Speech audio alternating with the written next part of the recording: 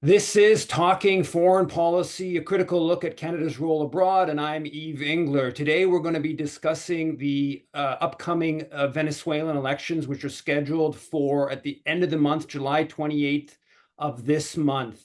The Canadian government has, of course, in recent years, been right at the heart of trying to overthrow Venezuela's government.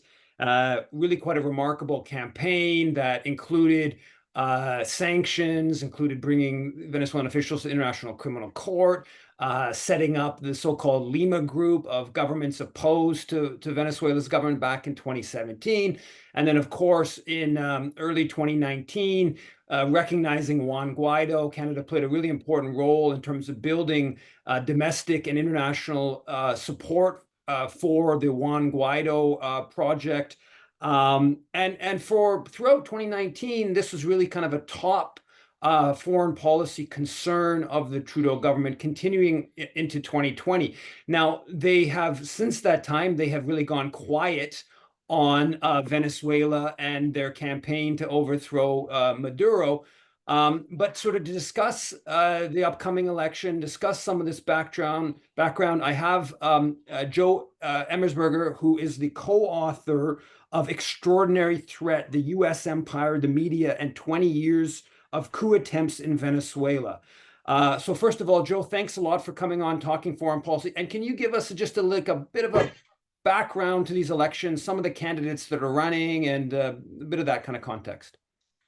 Okay, well, there are last I counted, Maduro, of course, the incumbent, the candidate for Chavismo, and nine other opposition candidates.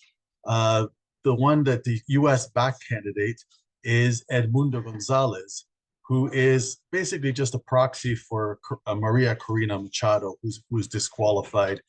She was involved with multiple U.S. backed coup attempts against the Chavista governments, going all the way back to 2002, when she actually signed the infamous Carmona decree that abolished all of Venezuela's democratic institutions in 2002 for 2 days, and the coup was reversed, fortunately. So she has a long track record of being uh, just a subversive, basically, a US-backed subversive. And her proxy candidate is this old, very old, frail person, Edmundo Gonzalez, who is now being depicted as a gentle grandfatherly figure who will that's kind of the media spin in Venezuela on him. However, Machado's been pretty. She's basically been doing the campaigning. She's traveling all over Venezuela, which is frankly, you think about it, Venezuela is called a dictatorship, and this subversive is free to travel all over Venezuela, campaigning, calling the country a dictatorship. It's pretty remarkable how tolerant Chavismo has always been towards U.S. backed subversives.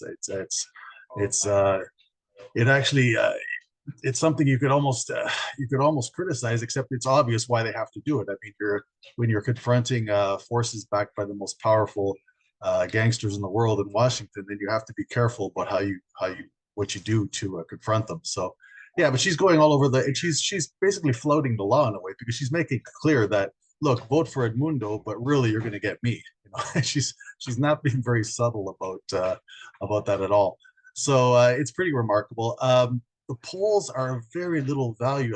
Polls are, I wouldn't say worthless, but they're so, the opposition pollsters have been so bad, especially since 2017, that when they say they have a 20-point lead or something like that, it's pretty meaningless. In fact, an opposition analyst, Francisco Rodriguez, he did an analysis where he looked at the polling track, like he incorporated the polling track records, their error for the past 10 years. And he says if you look at that, factor that into the polls that we have for both pro-government and anti-government pollsters, he thinks it looks like it's pretty much going to be a very tight election, in his opinion. Um, I would say his analysis goes back to 2015. Of course, if you do the analysis from 2017, when the polls really got really bad, it would be more favorable towards Maduro government, but of course that kind of analysis is helpful, but you never know. There's no guarantee that the kind of errors they have in the past will be exactly the same going forward. You never know for sure. Of course, it makes sense when you look at polls. Say, okay, what was their track record to assess how seriously to take them, right? I mean, that makes sense.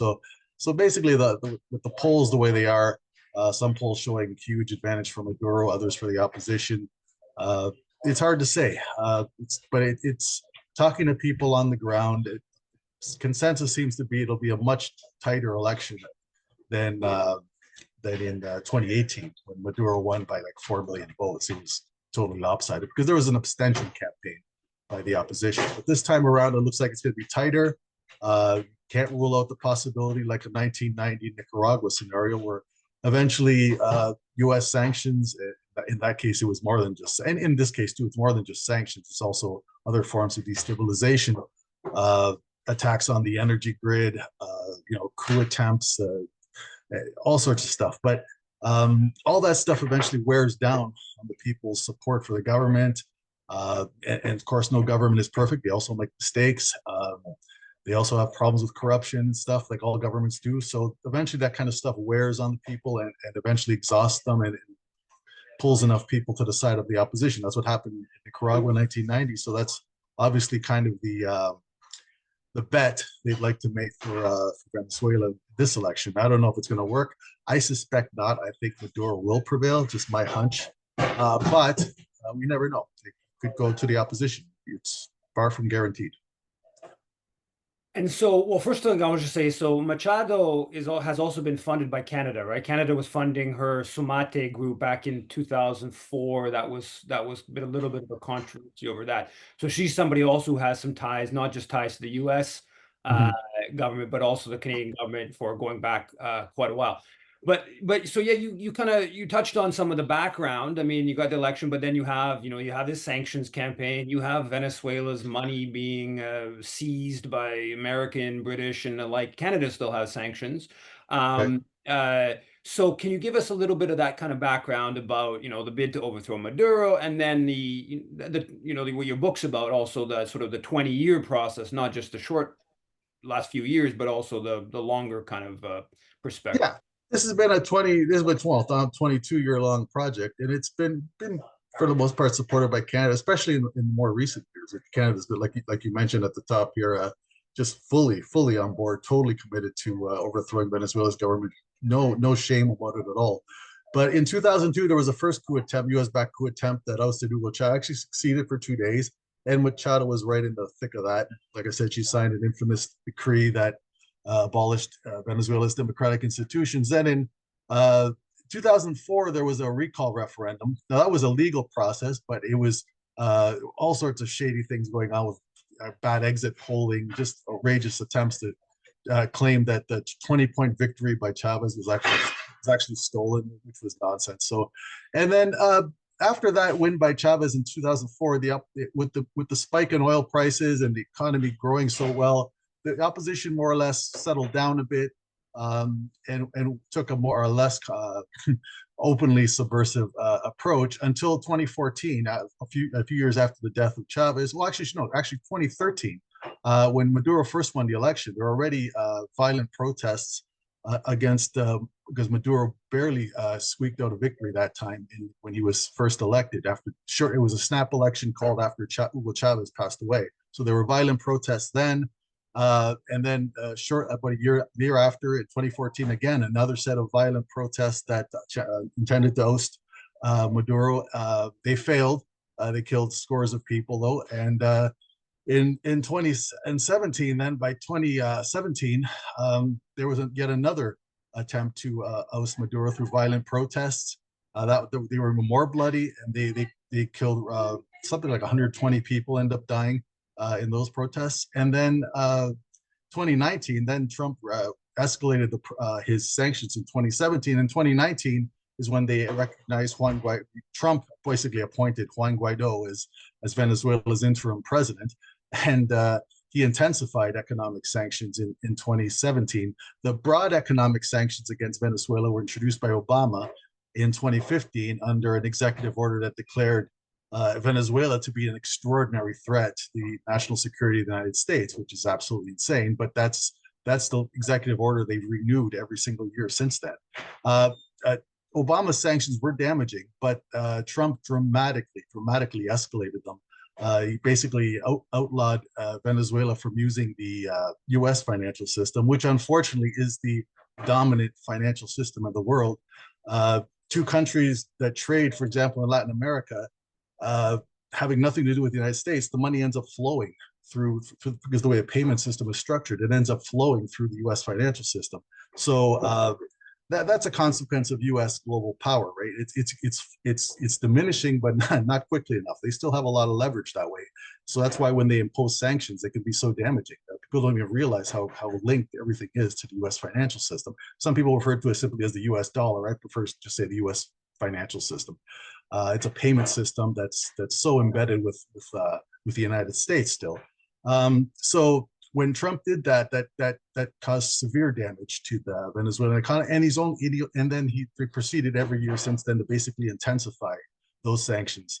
And in 2019, when they recognized Guaido, they also at that time basically made it illegal for the Venezuela to export or sell oil to the United States.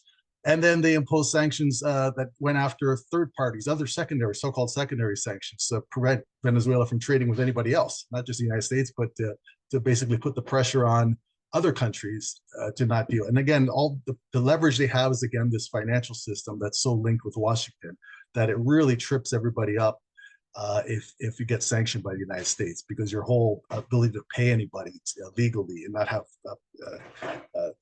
property seized, payments held up, that really gets that gives them tremendous leverage.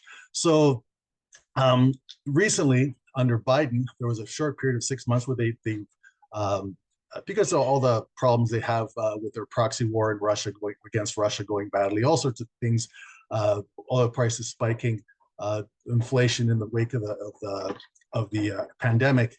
There's some pressure on Washington to kind of ease up on Venezuela and loosen up, get more oil in the market. So they scaled back their sanctions for about 6 months. They didn't remove them, but they scaled them back. But now they've re-intensified. Very recently, they re-intensified them back to being as harsh, pretty much as they always were, with some little exceptions here and there. But for the most part, these sanctions since 2017, I've seen an analysis that shows that they're like several times more harsh than the sanctions that the numerous countries imposed on apartheid South Africa during when it was in power. And those sanctions were only imposed for 5 years. The Trump version of U.S. sanctions have now been imposed for 7. So it just shows you how unbelievably harsh and damaging these sanctions have been. They've been linked in a study in 2018 by Jeffrey Sachs and Mark Weisbrot. They showed that you could credibly, even by 2018, link the sanctions to tens of thousands of deaths through the impact on the healthcare system and so on. So you can imagine that's from 2018. So by now, it's obviously it's much worse. Mind you, there has been in the past 3 years, there's been economic recovery. But technically, in the past 3 years, the Venezuelan economy has returned to growth after several years of declining. This year, there are projections by the IMF, I believe, that they'll grow by like 4%. But this is from a dramatic collapse of like 75% of GDP. It's just horrendous. It's people refer to it as a peacetime collapse, but that's not really correct. I mean, these are acts of war. If imagine if Venezuela did this to Canada's economy, made it contract by 75%, imposed basically a Great Depression on us. We'd be calling it an act of war. We wouldn't be calling it peacetime. In fact, if any country did that to Canada, people would be asking, why aren't we invading that country? Why aren't we doing something militarily against them to prevent them from doing this to us? But of course, Venezuela doesn't have that capacity. So they have to tread carefully, and that's, like I mentioned earlier, why they allow so much impunity for people like Machado, like Guaido, who was never arrested while he was in Venezuela. It's pretty remarkable. So yeah, so you pointed that things seem to have been kind of better economically amidst this sort of devastating sanctions and this campaign, full-fledged campaign with Canada, the U.S., and others to overthrow the government. There are some like successes. I know one of the big successes of the Bolivarian process in recent years is the social housing element, right? There's been it's been huge amount of social housing, which is something that in the context of what we're seeing in Canada of increasing homelessness and more problems with that, and all the kinds of people, spending huge proportions of their income on housing. That looks pretty good. Like, it's some crazy numbers, like 6 million houses were built in a country of about 25, 30 million, smaller than Canada, I believe. Something I've heard. Yeah, I think the numbers are something like there are 7 million families, like roughly households in Venezuela total, and they've built like something like 4 million so housing units. So that's a tremendous relief for the population that you have this highly subsidized government housing. That's I'd say one of the key things that's allowed them to survive this onslaught. That's when people talk, people throw out statistics about the collapse of the economy. Probably there's truth in that, but it's like we pointed out like Justin and I pointed out in our book, those statistics tend not to take into account things like the highly subsidized housing, and also the another system that's been crucial to the survival of Maduro's government with the sanctions is the so-called CLAP program, where they provide food and other household items like grocery items, essentially to households at very, very reduced prices. They actually deliver them to the households. That was also key to helping them survive these sanctions. So there's been initiatives like that. And then another huge component is also the alliances with Iran, with Russia, with China, who are also sanctioned, right? Because the United States has you could say overused the weapon of sanctions. You can understand why they do it because there's tremendous power with their financial system, but they've used it so much that they've also actually provided numerous countries in the world with an incentive to start to build in their own ways an alternative mechanism, alternative payment systems to work around the U.S. financial system. So that's also been, Venezuela has not been isolated. The United States is in a way isolated itself by just going berserk, sanctioning everybody all over the world. There's something like a third of the world's population is under U.S. sanctions. It's absolutely crazy. And so that the changing some of the changing global dynamics and regional dynamics have improved Maduro's position in recent years. The fact that there's the sort of more social democratic kind of leftish governments that have in Colombia, in Brazil, Mexico, a little, throughout the region, there's been a sort of shift towards away from the right. Let's put it that way. Not necessarily that left wing, but away from Yeah, the right. Um, it's still been significant for sure. Yeah, yeah. there's been. I mean, it's gone back and forth, right? At the beginning of the 21st century, there was a big tide, right? Then someone got reversed, but then there was been like a kind of a counter wave. So there's been ebbs and flows, but yeah, there's another. Recently, the Lula's victory in Brazil was very important. Petro, with all limitations, and people are suspicious, including me, a little bit suspicious of him, but you can't deny that it's great. It's a drastic improvement over what was there with Duque, right? It was tremendously improved from that, and that's been important. Sure. In Colombia, the president of Yes, Colombia. of course. Yes. And so but then so I just got just to sort of conclude, like, the kind of broader context of like this election. There's a dynamic that has to do with internal Venezuelan politics and some of these Of social course. programs that may be attacked if the right wins. But then there is also this sort of broader context and how Venezuela fits within, U.S. power and the bid to punish and the bid to, quite frankly, have a success. The U.S. empire wants to, destroy Maduro, to destroy the Bolivarian, and show that it's still, really powerful in the region. So how do you sort of see the election kind of in that context as well? I think.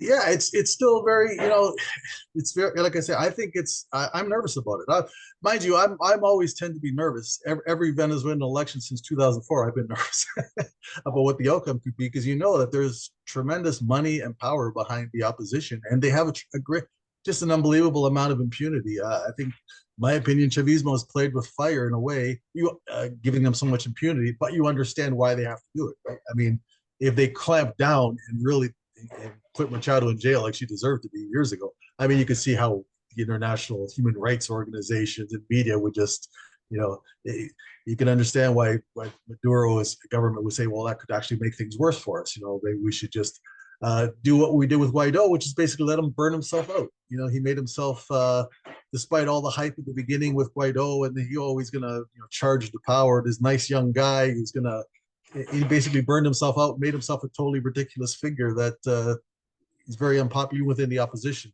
So they played that perfectly, really. But who knows if you can keep doing that? I mean, the effect of the sanctions, and like I said, no government is perfect. There are corruption scandals with any government. There are problems. There are betrayals, and so there's all internal things that could eventually, with the combination of U.S. sanctions, maybe tilt the election towards the opposition. I don't think that's likely, but I say we shouldn't be shocked if that happens, because I mean the specter of 1990 Nicaragua, I think, really hangs over everything, and this would be if the opposition prevails, it'll be something that it tells Washington that, look, sanctions for a time might not get the full might not completely fulfill our objective of overthrowing the government, but we have this tremendous impunity. We can just keep it up. Nobody's going to hold us accountable. Nobody's going to stop us. So we must just keep going, see what happens. Maybe down the road it'll work.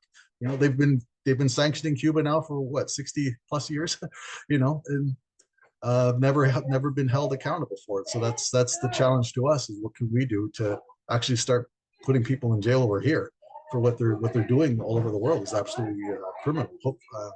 So yeah, that's a challenge for us. It's a big one. Well, on that note, we'll be watching to see what happens with the elections, and we'll be watching to see the Canadian and U.S. government's reactions. Thanks a lot for coming on Thanks for having me. to talking foreign policy. And again, this is Joe Emersberger, who is the co-author of Extraordinary Threat: The U.S. Empire, the Media, and 20 Years of Coup Attempts in Venezuela. Thanks a lot. Thanks, Steve.